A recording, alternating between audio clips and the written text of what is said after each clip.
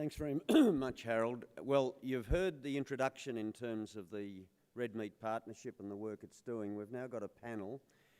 I'll invite up initially the two that have already addressed here. So Himawan and Louise, if you could come forward and take your seats. But we've got three other members of the panel, all of them the industry representatives and from the respective sides.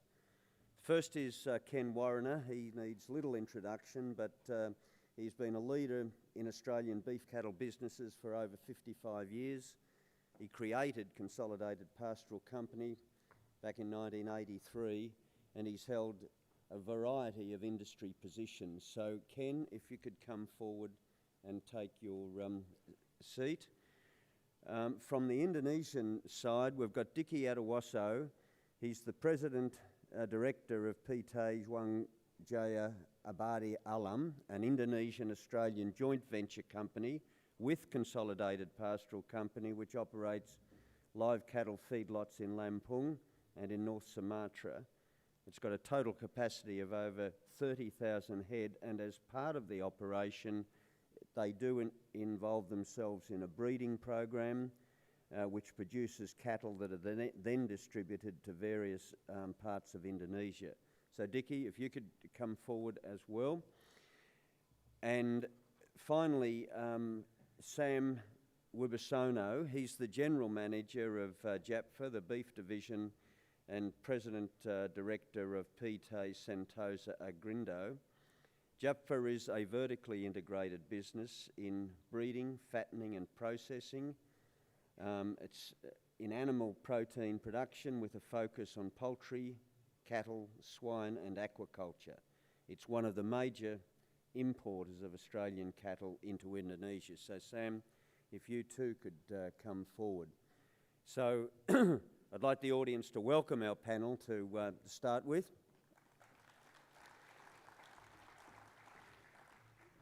And I'd like to pose the first question to the industry representatives first.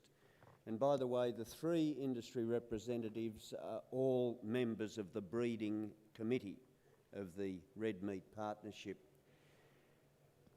We've heard the presentation, but from an industry perspective, what do you think the achievements have been from the partnership investment? What are the lessons and where do we need to direct the future work? So maybe Sam, if I start with you, if you could give your insights on that. And can I also invite either Sam or Dicky to the question that Dick so elegantly avoided. What are the implications from the breeding program for the 5-to-1 strategy, and how is it perceived on the Indonesian side in terms of addressing long-term the issue for building your capacity in breeding? Thank you, Simon. Good morning, everyone. I think the work that the partnership is doing, especially in the first priority area, which is the cattle breeding, I think is very important. As Dick eloquently flicked with regard to the regulation of 5-to-1, I think again that shows again the importance of this project of cattle breeding. And I think to just give you a bit of a background, the subject about cattle breeding in Indonesia is not something that's new. It's not only been raised by this regulation. It's been around for a number of years. It's only been made official. I think in the past it's been somewhat in the gray area. So I think to firstly say how important the Red Meat Partnership is. And I think in short, I think the question in everyone's mind probably is it going to stay or is it going to go away? And with the background what I said, it's been around for years. I think it will be around for a number of years. And I think it is something that the Indonesian government wants. It's something that the industry needs. And I think the importance of what the coffee and the partnership is doing is to pilot and model and hopefully becomes a path for industry to actually put actual investment. And I've been a very strong proponent of the Siska model. I think it has wonderful synergies. What is lacking is the competency of the people in Indonesia to run a large-scale cattle breeding operation. And I think this poses a tremendous opportunity for Australian cattlemen to try to match partners with the Indonesian industry players, especially from the palm oil. And I think one of the earlier accomplishments is that it has gained a lot of traction. I've had a number of plantation owners have approached me and have asked with interest on how to start their own cattle plantation. But I think we're still a bit a way off. I think there's one thing is being interested and one thing to actually execute and run the program. I won't sit here and tell you how easy it is to be a cattle producer. It's very challenging, especially in a high rainfall area.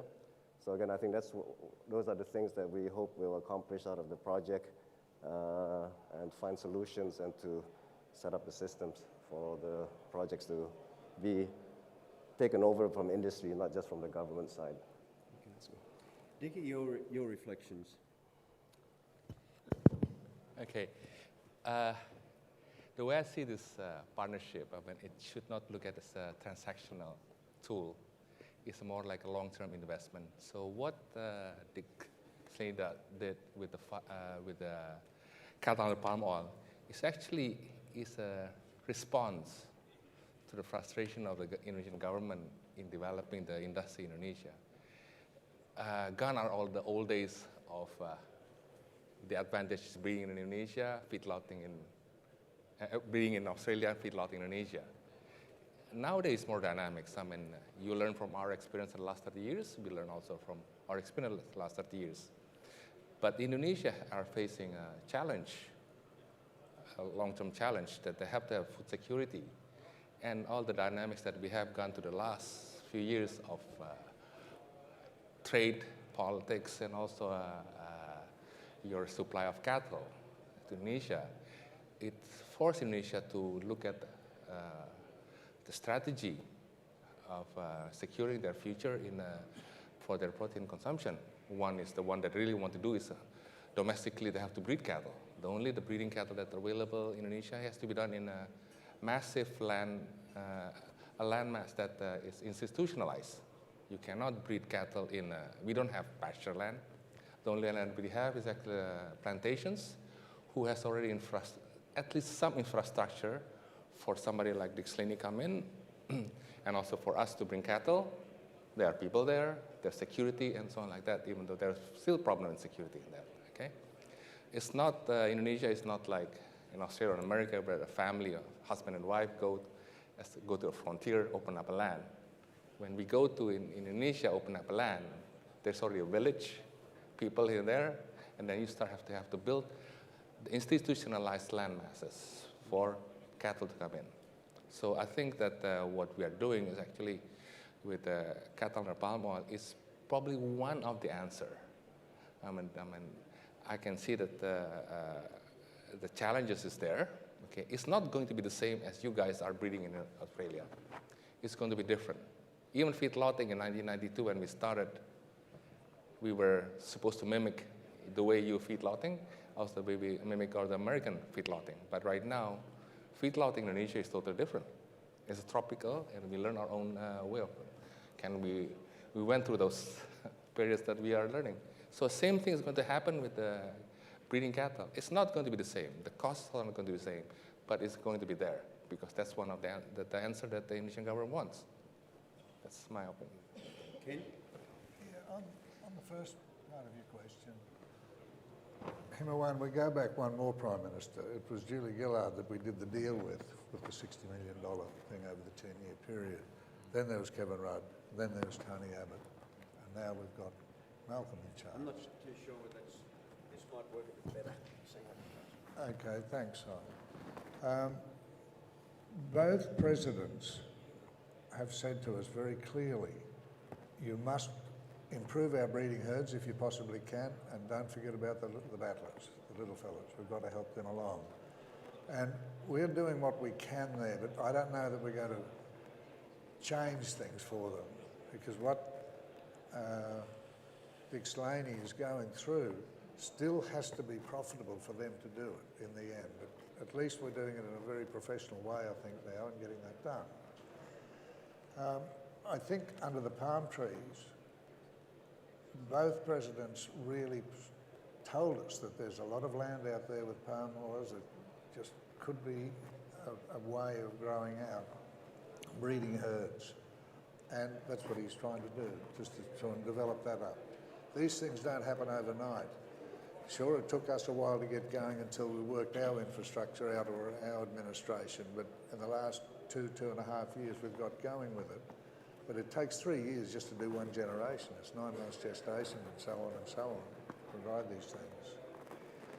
With the 1 in 5, I think that's a way that they're looking at forcing the importers to bring these cattle in.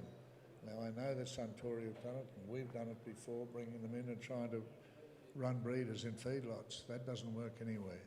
So all that's going to do is affect the price of your normal steers going through the feedlot. And I think it's up to us to try and convince them of that, but we're not doing a very good job so far. I think that that rule is still in. That is not going to bring down the price of cattle out of feedlots. Himawan, we've heard the view that people see real prospect in the breeding program of being able to bring it forward. To what extent is government aware of that, particularly in the context of the Indonesia-Australia Closer Economic Partnership that's being negotiated at the moment? Is the input been made aware? Is there a realisation that this is a project worth persisting with in the context of that partnership looking to address the food security issue in Indonesia? Well, first I would like to, can I use this again? I would like to underline again what has been said just now, that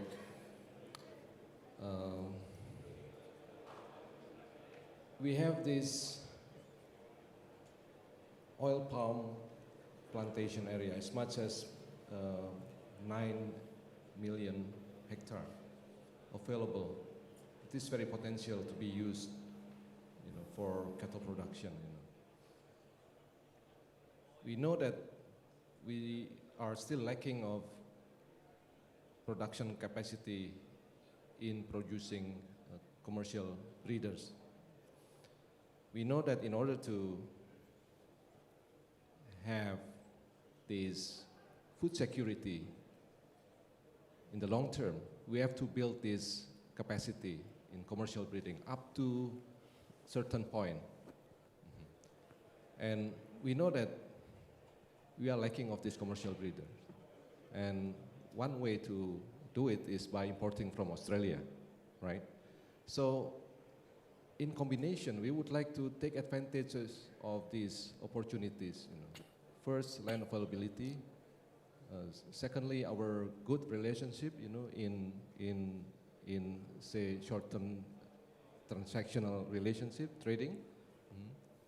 Third, we have this opportunity to build this production capacity up to a certain point that can support our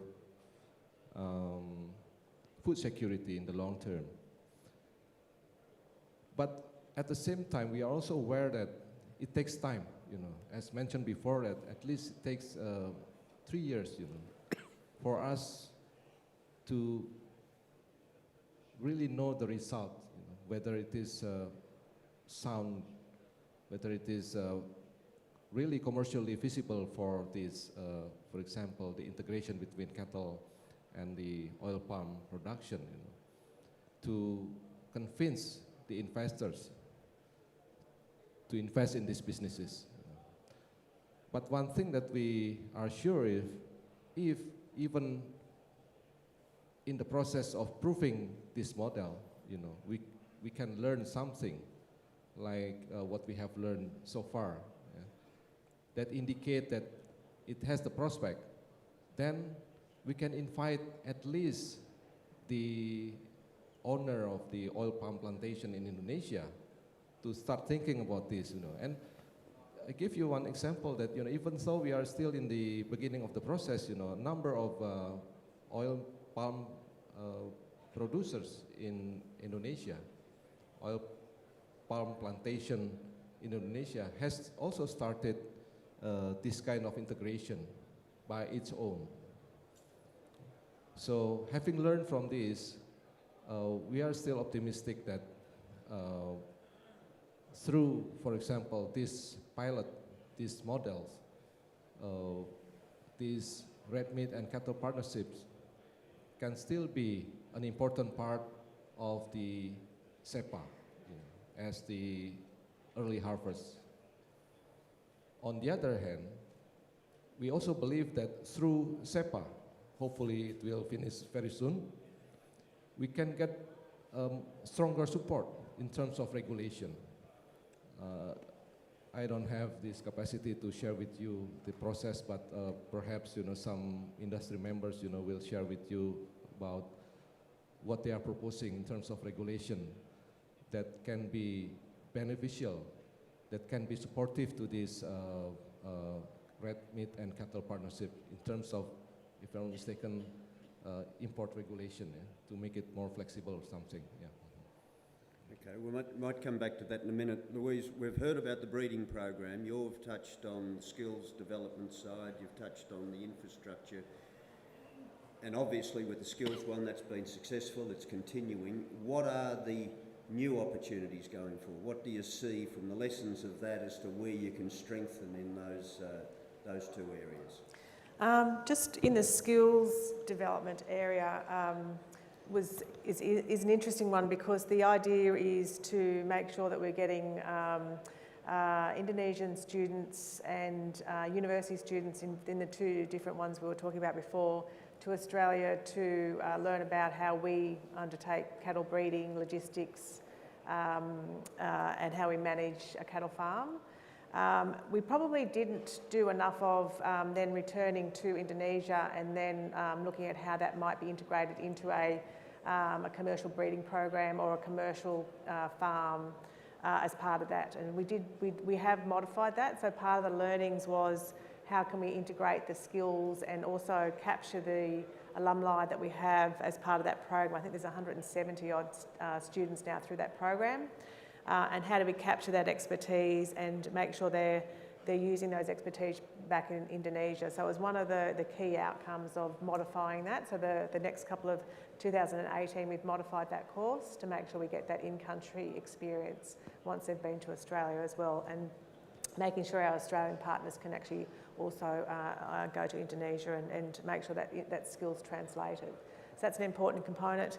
The other component we've modified and probably strengthened is the development of a 3-week policy course, where it's really about how the Australian government makes trade policy, agriculture policy, understanding around those types of that type of analysis and policy making. So we're hoping that we'll get various people from various organisations such as Ministry of Agriculture, Ministry of Trade, etc., from Indonesia to look at how we do it. Of course, they'll do it differently, but it's also just a matter of exchanging skills and competencies and working with them on that sort of aspect. So we think that'll be an improvement as part of that program.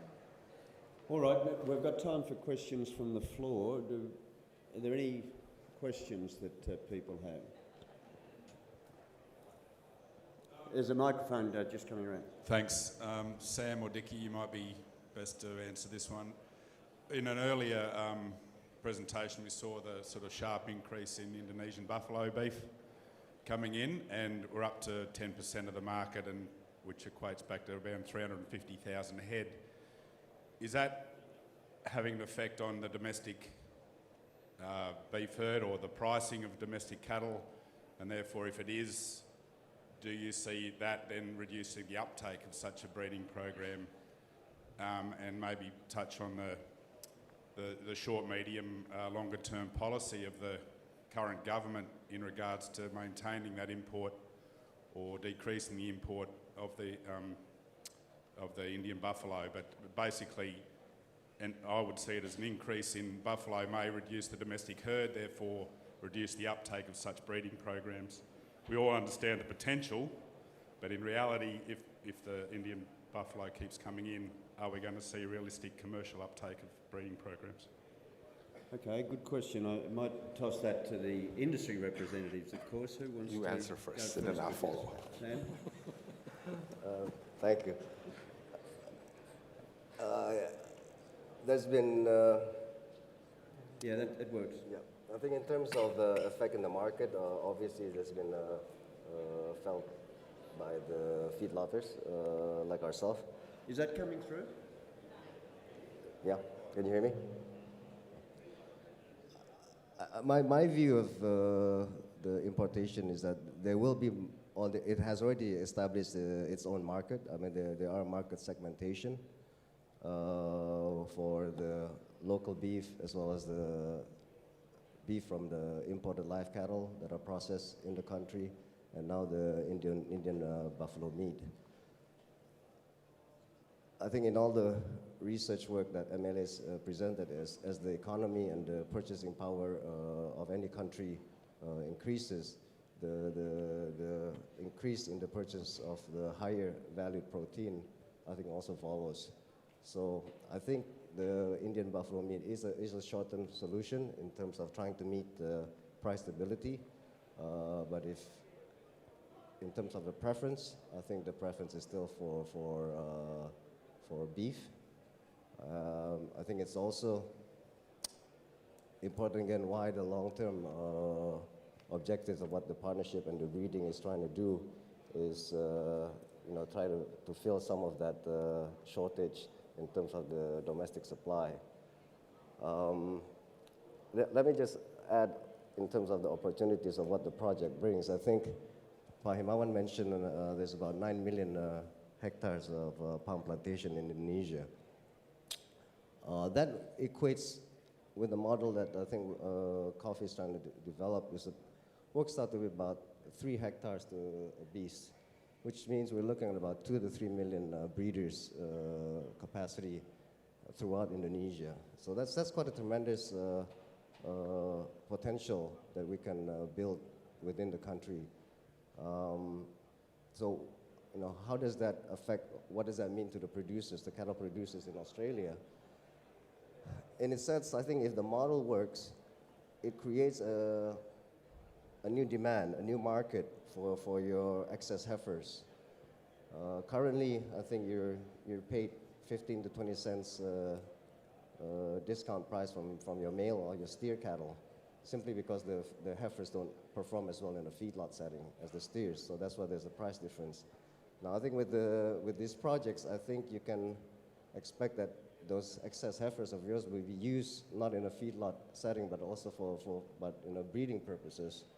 And I think what we'll accomplish is that you will probably get the same, if not even a premium for your heifers, because it's used for a different purpose as what is currently being used. So I think that is again something that is of real value for producers to be able to market and find a home for your excess heifers.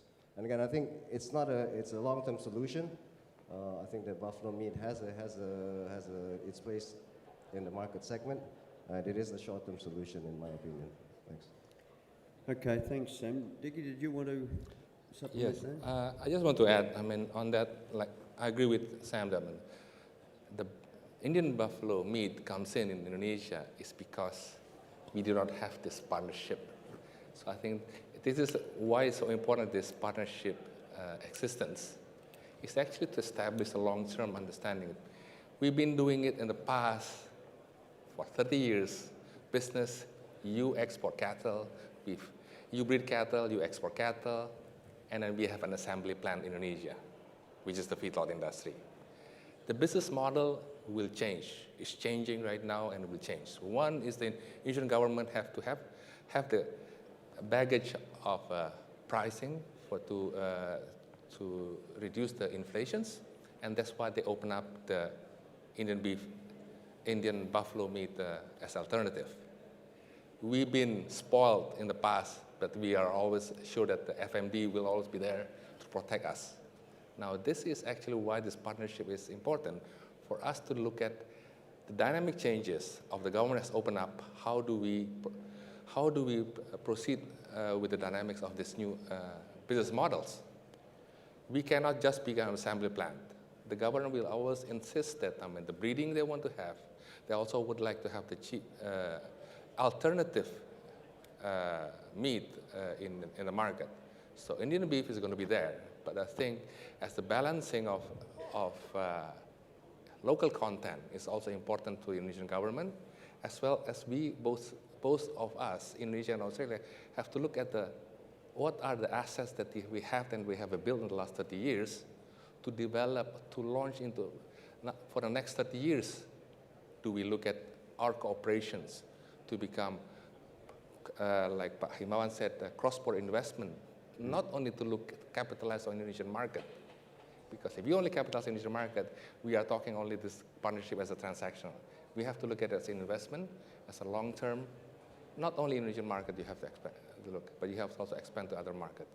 But be strong first in Indonesia with the Indonesian government's policy and so on. The model is changing. That's what I'm saying.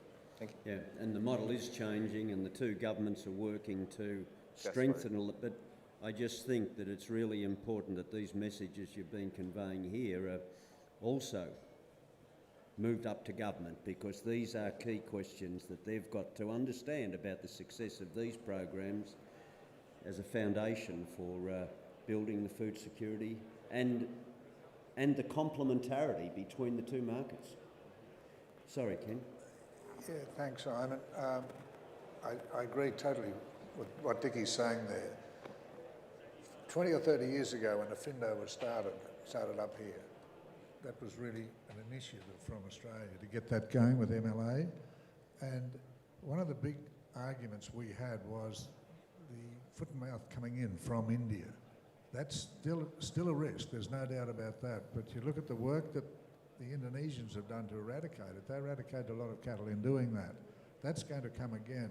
And I think if we can really develop their industry here where it is more viable to get their numbers up a bit, it won't affect our trade just because a few million more cattle come here, because there's a few million more consumers up here to take the product. But Indian meat's been coming in as long as I've been up here, but not quite to the volume that it is now that it's been legalised. Thanks. All right, I think we're... Sorry, Himawan, please. Yeah, hopefully to make it more comprehensive. If you put the issue in the context of Indonesia's goal to achieve food security, and if you understand our definition of food security that I mentioned before, that is a situation in which the demand for, in this case, red meat and nutrition is met in terms of the quality, safety, consumer affordability, etc., then you will understand easily about the policy. So it is very straightforward that the importation of buffalo meat is to help the consumers to consume red meat and nutrition from it. So it's about affordability. Yeah. Why? Because the price of beef is relatively high. According to the survey, it was done many years ago, that basically, essentially, Indonesian consumers prefer beef over buffalo in general. Only in certain areas, Indonesian people eat buffalo as their daily consumption. It's not because, the low per capita consumption of beef in Indonesia is not because Indonesian people do not like beef. We prefer beef even over fish, which is much more abundant and affordable in Indonesia.